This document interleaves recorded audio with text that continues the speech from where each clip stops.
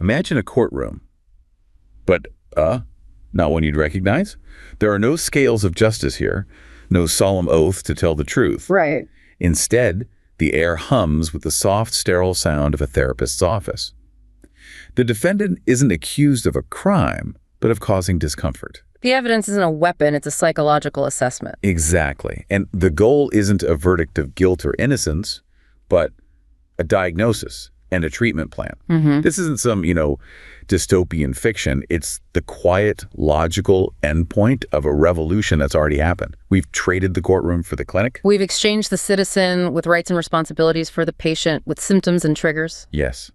The law, which once drew this bright, clear line you could choose to cross, has been replaced by this fog of therapeutic concern. And that fog just keeps expanding. It expands to engulf any thought or word deemed unsafe. I actually watched it happen to a friend. Oh, yeah. He made an argument, a very pointed but factual critique, during a public meeting. And the response? It wasn't a counter-argument. He wasn't debated. He was diagnosed. He was diagnosed. His tone was labeled aggressive. His facts were dismissed as harmful. And his presence was deemed unsafe for the space. So he wasn't a man with a bad idea. He was a carrier of a social pathogen. That's it, exactly. Yeah. And the prescribed remedy wasn't to answer him, but to remove him for his own good and, of course, for the emotional safety of the group. Of course. In that moment, I didn't see a political disagreement. I saw the old world, the world of citizens and laws, just flicker and die. And I saw the new one, the therapeutic empire, assert its first gentle, suffocating rule. You do not have a right to speak. You have a privilege to be managed. Wow. Okay, let's unpack this quiet, almost insidious replacement of the citizen with the patient. That's the core of this deep dive. Our material explores the sociological, political, and economic implications of this shift. From a republic of law to what has been termed the therapeutic empire. Yes. We're looking at the specific mechanisms and consequences of what really is a wholesale social transformation. And what's fascinating here, I think, is the systematic nature of it. This isn't just, a cultural shift or people being more sensitive. It is a structural redesign. A redesign of what? Of everything. Our mission here is to really investigate how this therapeutic state reconfigures public policy, legal frameworks. It prioritizes emotional safety over individual liberty and due process. And in doing so, it pathologizes dissent. It has to. It expands bureaucratic control, always under the guise of collective well-being. And this shift, it fundamentally alters the relationship between you, the individual, and the state. It moves it from one of contract and negotiation to one of diagnosis and treatment. So let's start with the most basic building blocks of Western civilization, really. Our sources suggest the underlying logic of our society is being swapped out. Right. The operating system is changing. We're moving from a republic of law, a system founded on a clear constitution, objective contracts, the idea of universal rights, and an adversarial process. A system designed to manage and resolve unavoidable conflict. To a therapeutic empire, which is founded on constant management, subjective psychological intervention, and the mandatory maintenance of collective wellness. So it's a shift from a system that allows conflict to one that prohibits all discomfort. And this foundational shift, it immediately triggers what our sources are calling the definition crisis. Exactly. It's a crisis of definitions because if the goal of the state is no longer to secure your inalienable rights, then what is its highest good? What is it trying to achieve? In the old Republic of Law, that would have been what? Liberty? Justice? Liberty, justice, maybe virtue, depending on the philosophical tradition you're drawing from. But in the therapeutic empire, the highest social good shifts, and it shifts very abruptly to safety. And we have to be really clear about what safety means here. It's not just physical security. No, and that's the crucial distinction. It's freedom from emotional discomfort, freedom from disagreeable ideas, freedom from psychological challenges. That becomes the new prime directive of the state. It seems almost benevolent at first glance, doesn't it? I mean, who wouldn't want more safety? Of course. But the material we're looking at points out that this very idea, the therapeutic state, was identified as a looming threat decades ago. This is where we have to bring in Thomas Szasz, who coined the term way back in 1963.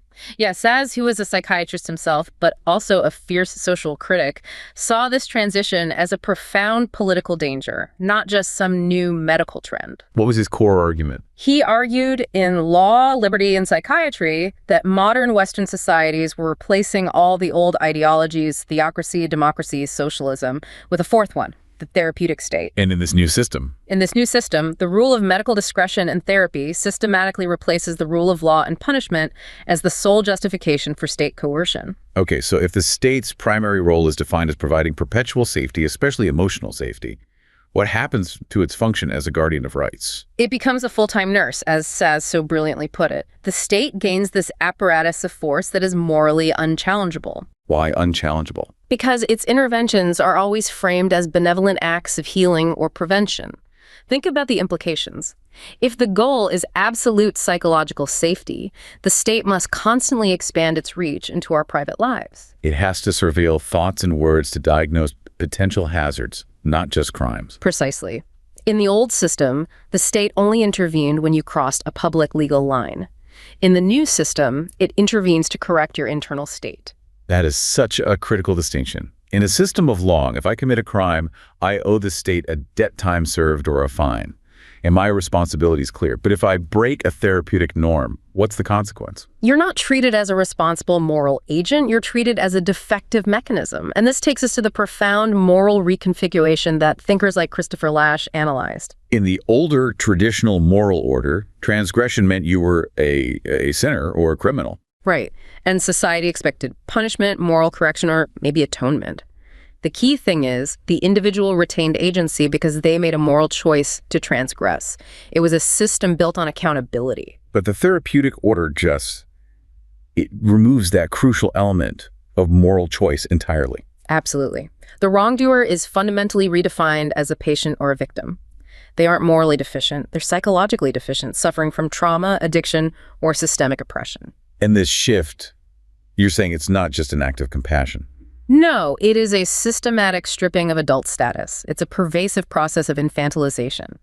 If your actions are deemed wrong, it wasn't a choice you made, it was a symptom, which means you were fundamentally incapable of acting as a responsible adult in the first place. So if my bad behavior is just a symptom of forces outside my control, whether that's systemic failure or deep-seated trauma, then my own personal responsibility just evaporates. It does. That's what our sources call the death of agency. And if my agency is gone, who's left holding the reins? That is the ultimate mechanism of power transfer. When every action is interpreted strictly as a symptom, the individual is reduced from an actor to an object. A passive node in a network of cause and effect. Exactly. You can be acted upon, but you can't truly act. And this shifts power away from judges who are bound by the objectivity of written statutes to experts. Psychologists, HR managers, DEI consultants. Right. This new managerial elite.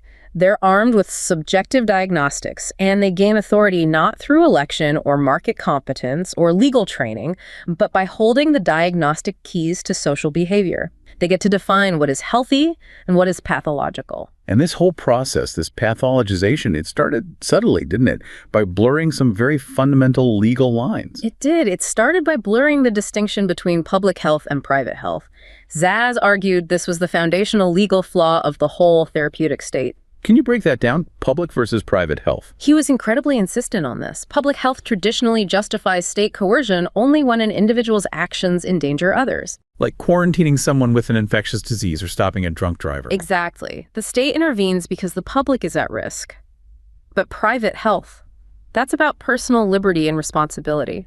Choosing what to eat, whether to smoke, how you manage your own health. These are private decisions protected by autonomy. But the therapeutic state uses the moral authority of public health to mandate private choices. Precisely. The state justifies coercion to protect individuals from themselves, even when there's no demonstrable harm to a third party. Mandatory seatbelt laws, laws targeting personal drug use, anti-smoking ordinances in private spaces, even soda taxes. These are all examples of private health concerns being redefined as public necessities. Right.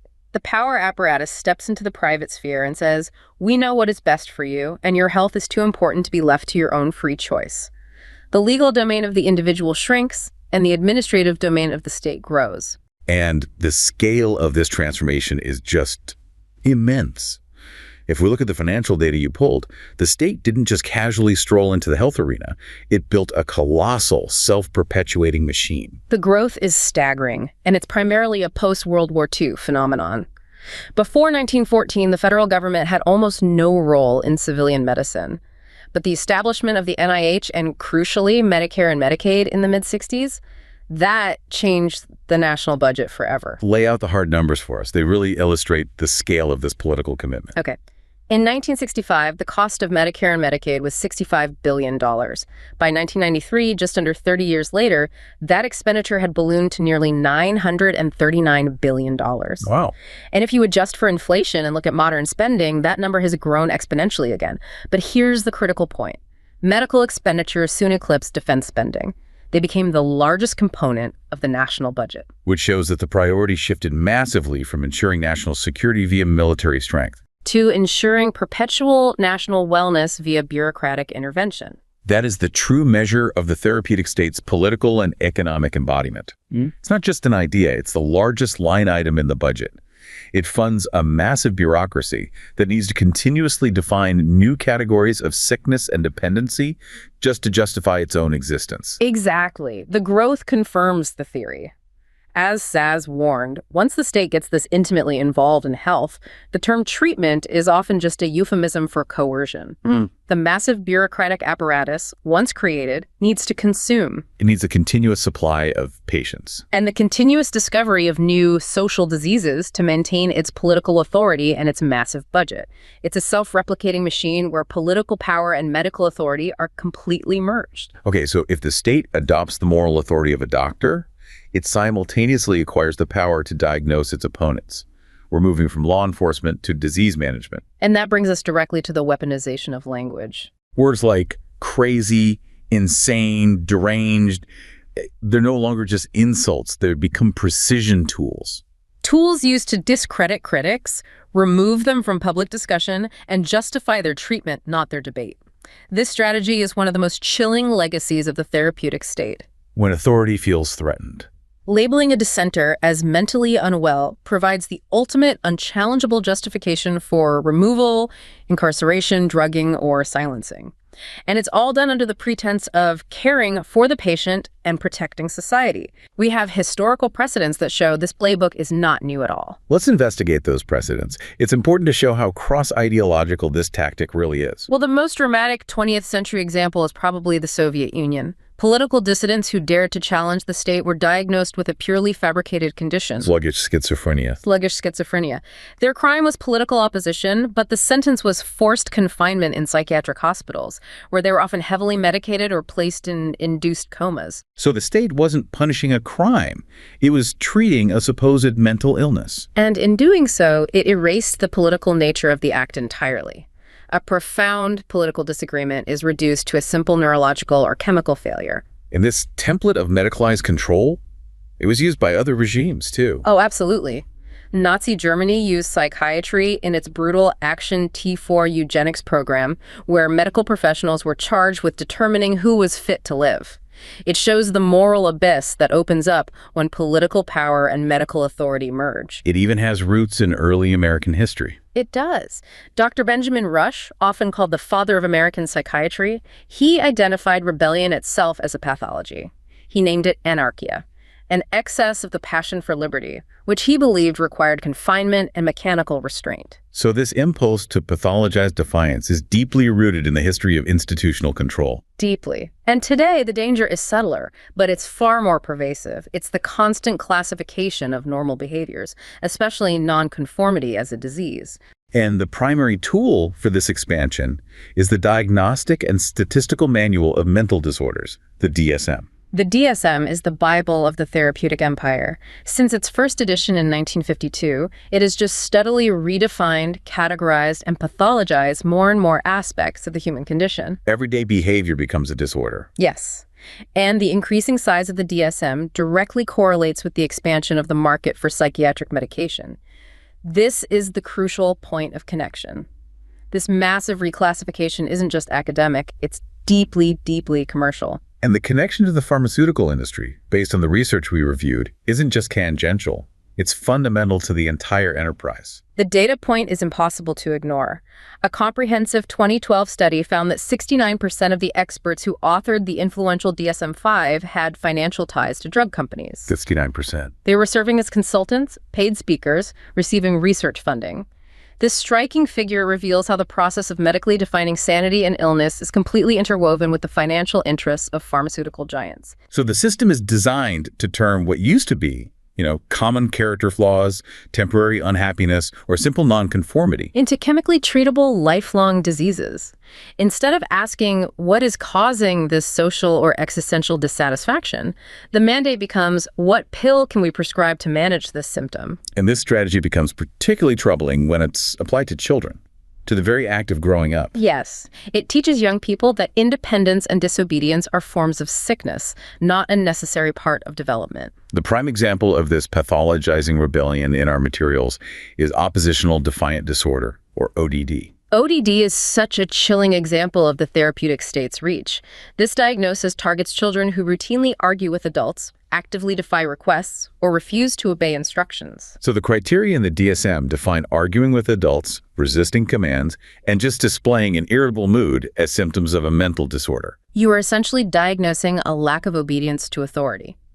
By classifying the independent spirit and curiosity required for mature adulthood as a clinical problem, society ensures fewer people grow up willing to challenge power structures. It strips the child of the right to be difficult. Which is, ironically, the primary training ground for true adult independence and citizenship. And then that logic scales up to the public sphere.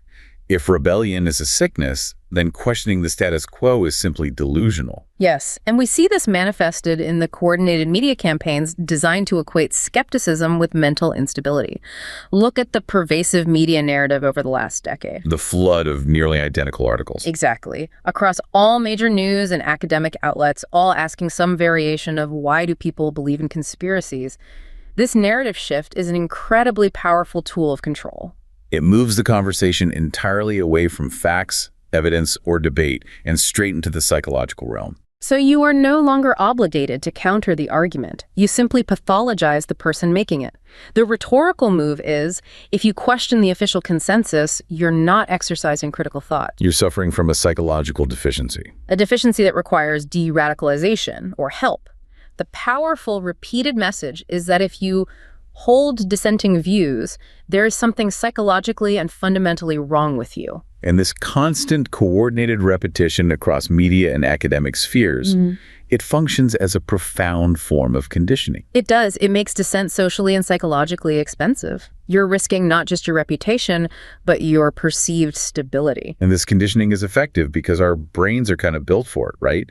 The research on misinformation confirms why simple repetition works so well, regardless of the facts. The research on cognitive psychology is very clear on this. Most people's deeply held beliefs are resistant to a single fact check, but repeated exposure to biased, coordinated information that has a potent cumulative effect. It creates what's called illusory truth. Yes. Our brains are lazy. They confuse familiarity with accuracy. Once an idea sounds familiar because you've heard it repeatedly, even if you previously dismissed it, it starts to feel true, regardless of its factual basis. Which is why critical awareness of bias and a commitment to independent thought is the best defense. It's the only defense against this kind of sophisticated psychological manipulation. Okay, so if the political arena uses pathologization to control dissent, then our institutions, universities, and workplaces use the ideology of safetyism to enforce conformity. Right. And our sources, particularly the coddling of the American mind, define this as a culture where emotional safety becomes a sacred value. A value that overrides fundamental concerns like intellectual rigor, meritocracy, and even physical competence. Safetyism demands that society intervene to prevent emotional discomfort, no matter the cost in lost learning or professional rigor. And it's built on a foundation of deeply flawed assumptions the authors call the great untruths. By internalizing these, people systematically erode their own capacity for resilience. Absolutely. Let's detail these untruths because they form the operational code of the therapeutic empire in daily life. This is where the abstract philosophy becomes practical policy. What's the first one? The first untruth is, what doesn't kill you makes you weaker. It's a direct inversion of all philosophical wisdom, from Nietzsche to Stoicism. It teaches that adversity is inherently damaging. And that prevents people from developing the anti-fragility and mental toughness they need to thrive as adults in a complex world. The second is equally corrosive.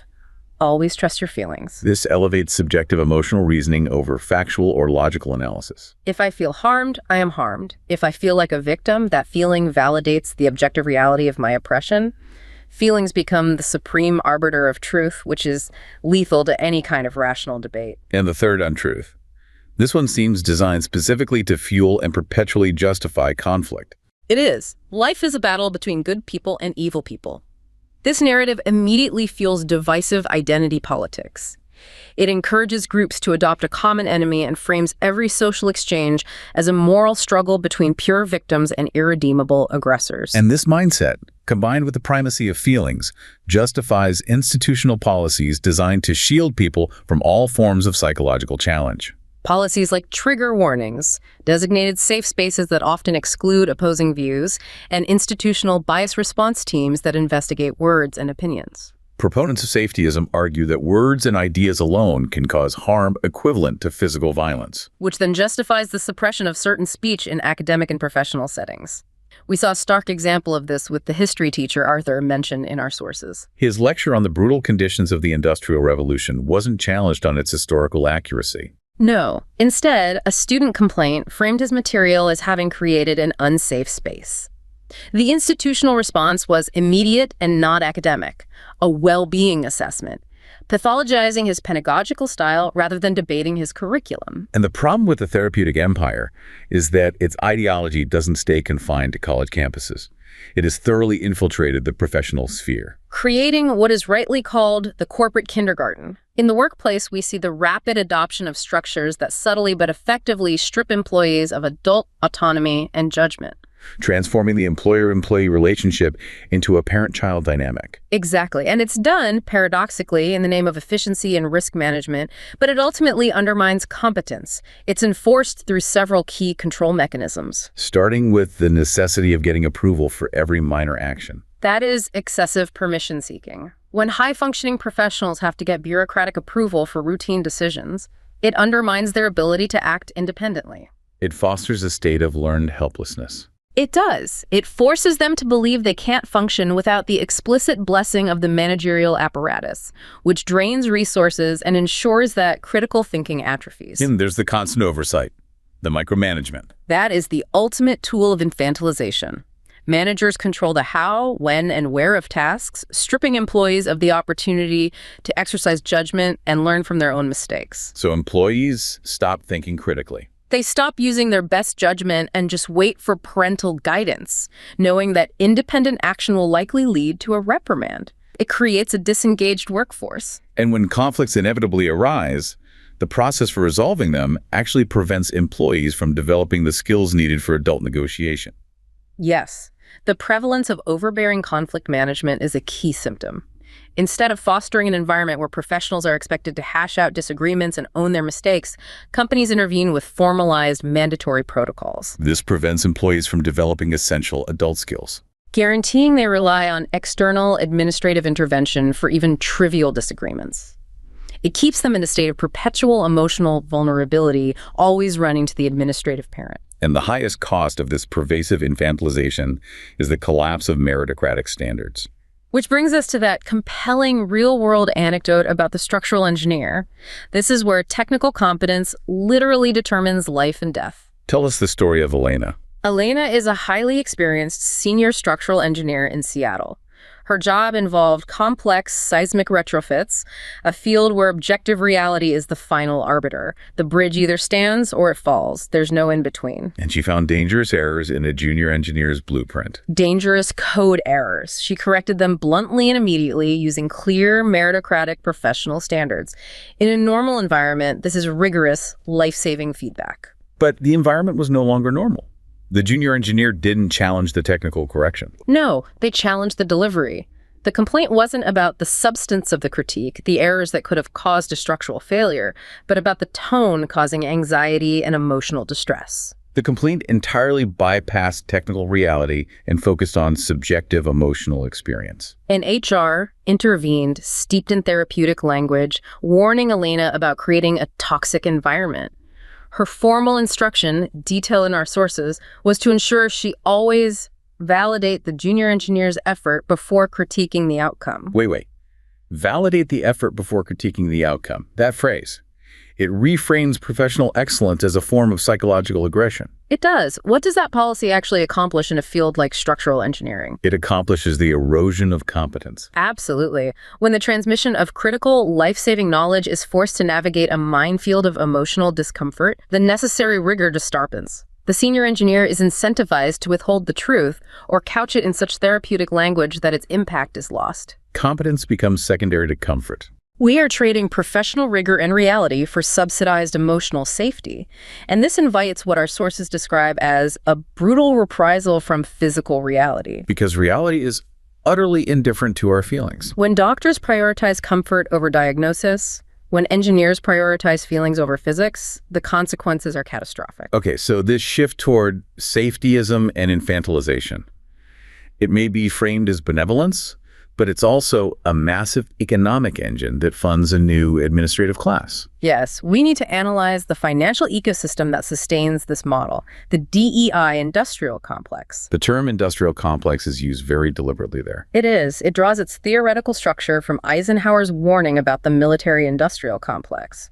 His warning was that the defense industry had a vested interest in continuous conflict to secure government funding. So similarly, the DEI industrial complex is this vast, multi-billion-dollar ecosystem of consultants, training providers, speakers, and certification bodies that have a financial vested interest in the continuous demand for their services. which means the system benefits financially from perpetuating the problems, the systemic fragility, the constant state of conflict, the need for intervention. Rather than achieving ultimate equity or psychological resilience. Yes. The fundamental law of the bureaucratic apparatus is simple. A resilient, independent, self-regulating community is unprofitable. The survival and continuous growth of this state machinery depends on creating and maintaining dependency. They require atomized and fragile individuals, eternal patients and victims, to justify continuous expansion and demand for their services. This is bureaucratic paternalism transformed into a self-replicating financial model. And often the result of this large-scale investment is something critics call performative inclusivity. Performative inclusivity is the symbolic representation of diversity, without the foundational structural changes required for genuine equity. It's the difference between investing millions in consultant-led workshops focusing on subjective language and actually changing objective resource distribution. Exactly. The commercialization often diverts massive resources away from direct systemic change, and instead enhances the public reputation of the organizations while securing the revenue stream for the complex itself. The goal becomes compliance, not change. And this entire framework provides the perfect mechanism for the managerial elite to consolidate power by rewriting the rules of professional engagement. Which was laid bare in the case of Marcus, the marketing director, who was exceeding his revenue targets but was purged for failing the new compliance standards. By every objective measure, profit, sales, market growth, he was a high-performing asset. Absolutely. But the new rules in his organization, implemented by a chief belonging officer, mandated participation in vulnerability sessions. Designed to achieve total emotional transparency and cultural alignment. And Marcus valued privacy. He maintained a professional reserve, remaining silent during these sessions. His silence, which once meant professional focus, was flagged as resistance to cultural evolution. So he wasn't fired for incompetence. He was restructured out for emotional noncompliance and lacking cultural fit. This is the critical moment. It perfectly illustrates how the therapeutic framework allows a new managerial elite to consolidate power. They successfully redefine professional norms. Competence, the objective metric, is replaced by ideological and emotional alignment, the subjective metrics. And that becomes the true measure for employment and advancement. By doing this, the elite bypasses traditional accountability, like profit and loss, and secures its own tenure by ensuring ideological purity within the organization. This is the tyranny of bureaucratic paternalism in its purest, most suffocating form. It's a systemic purge conducted not through political dogma or legal statute, but through the soft, seemingly compassionate language of therapy and social justice. The vocabulary of therapy is used to achieve objectives that look suspiciously like the suppression of classical liberal principles of privacy and individual agency. It is. If you adhere to objective merit, professional boundaries, and reserved privacy over enforced vulnerability, you are defined as an unfit cultural element and removed. Power rests with those who define safety and fit. Which brings us back to the ultimate strategic weapon we identified, the strategic use of harm to silence dissent while claiming to uphold freedom. The tyranny of safetyism culminates in that mantra. Words are violence. And this is a strategic masterstroke, precisely because it allows institutions to evade the most fundamental constitutional principles, like the First Amendment's protections for free speech. How does that rhetorical evasion work bureaucratically? By defining any dissent, critique, or even factual statement that causes emotional discomfort as a public health hazard, a form of psychological violence, they shift the domain of jurisdiction. The issue is no longer a constitutional or political disagreement where evidence is required. It's a clinical or public safety emergency. This pathologization of dissent allows institutions to circumvent free speech protections and silence opposition by diagnosing its proponents as mentally or socially unwell. We saw this with Arthur, the history teacher. His historical curriculum was treated like a contaminant. Exactly. He wasn't charged with historical inaccuracy. He was told his approach was psychologically hazardous.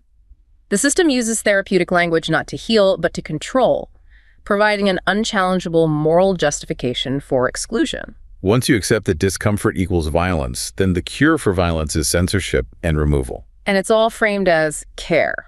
So, if our diagnosis of the therapeutic state is correct, a society that actively manufactures dependence and pathologizes autonomy, we have to ask, what is the antidote? Right. Our sources reveal that conformity and obedience are incredibly contagious, as shown in the Milgram experiments and the Stanford prison experiment. How do you break a contagion of obedience when the managerial power structure is so pervasive? The answer seems to lie in the overlooked finding of the Milgram experiment. It does. The headline is always that a horrifying 65% of people obeyed authority and delivered the maximum shock. But when the experiment was modified, When participants saw just one other person refuse to obey, obedience collapsed. It collapsed dramatically. Only 10% of participants continued to deliver the maximum shock after witnessing a single act of moral refusal. so one person saying no acted as a circuit breaker for the collective fear and conformity. That's an immense power in a single choice. It shows that courage, like obedience, is contagious. And the entire authoritarian or paternalistic structure depends on widespread, continuous, individual consent. The fear of being the only dissenter is often greater than the fear of the consequence itself. Look at the historical parallel of Ceausescu's dictatorship in Romania in 1989. For decades, the regime relied on enforced silence and conformity. The entire structure collapsed in days when, during a public speech, one single voice broke the collective silence by booing the dictator. Once that silence was broken, The crowds realized they were not alone, and the revolution began. this suggests that the necessary rebellion in this therapeutic age is not a grand political revolution, but a profound change in personal posture. The simple refusal to be perpetually managed or viewed as eternally fragile. The ultimate act of resistance in this environment is to insist on being an adult. Which means rejecting the identity that the therapeutic empire tries to impose on you. The identity of the eternal victim, the perpetually traumatized individual, the patient in need of constant external help. Insisting on adulthood requires a few key refusals, and they have to be practiced daily. Okay, let's outline those practical steps you, the learner, can take to reclaim your agency. First, you have to accept that pain, risk, loss, and profound disagreement are intrinsic to a life of freedom, growth, and meaning. Freedom is not comfortable. Second, you must refuse to interpret your own actions and the actions of others purely through the lens of trauma or systemic oppression. You have to reclaim personal responsibility and afford it to others. If you see someone as a symptom, you can't engage with them as a citizen. Exactly. Third, you must reject the notion that psychological comfort is the supreme metric for public life or professional rigor. When you prioritize competence and truth over emotional ease, you're fighting the empire at its core. And finally, You must rebuild those small spheres of order, competence, and mutual obligation in your profession, your family, your local community. You restore the spine that civilization is built upon, one voluntary, responsible action at a time. the best defense against the illusory truth created by conditioning and repetition, that soft form of psychological manipulation, must also be a daily commitment. It has to be. The antidote to manipulation is awareness of bias and a commitment to critical thinking. When you hear the same highly charged language repeated across ostensibly independent sources, you need to recognize that coordinated conditioning is taking place. Identify the rhetorical strategy. Yes. A single lie is often dismissed, but repeated lies, especially those that align with the prevailing narrative, become toxic because they confuse familiarity with accuracy. You have to guard against that. So if we can refuse the diagnosis and decline the compulsory treatment, we're reclaiming the essence of citizenship. That is the core legacy of Thomas Saz's long and often lonely life's work. He consistently argued that the therapeutic state is fundamentally tyranny, not therapy. Masked by the secularization of virtue and the medicalization of morality. He warned that if we accept the premise that the state must guard us from the temptation to worship unreason, or madness, then modern man has no more right to be a madman than medieval man had a right to be a heretic. The alliance between medicine and the state is an existential threat to individual liberty, responsibility, and dignity. So if we connect all this to the bigger picture, the defining characteristic of the therapeutic empire is the systematic replacement of moral and legal accountability with therapeutic management. It's a constant, gentle invitation to surrender your hard-won agency and autonomy in exchange for subsidized emotional safety and guaranteed comfort. we trade the messy, conflicting rights of the citizen for the soft, suffocating privileges of the managed patient. And the managerial elite justifies its existence by convincing us that we are too fragile, too sick, and too vulnerable to handle the difficult, contradictory realities of a free society. So what does this all mean for you, the person listening? The challenge is perpetual vigilance. You have to recognize the precise moment when you are being asked to trade your rights as a citizen, which demand that you accept responsibility and risk for the privilege of being a managed patient. The privilege which guarantees you external protection and management. And the difference between a republic of law and a therapeutic empire often boils down to this single choice: whether you treat discomfort, risk, and disagreement as an opportunity for essential adult growth, or as a symptom requiring external bureaucratic intervention. Civilization is not built upon safety airbags or sterile safe spaces.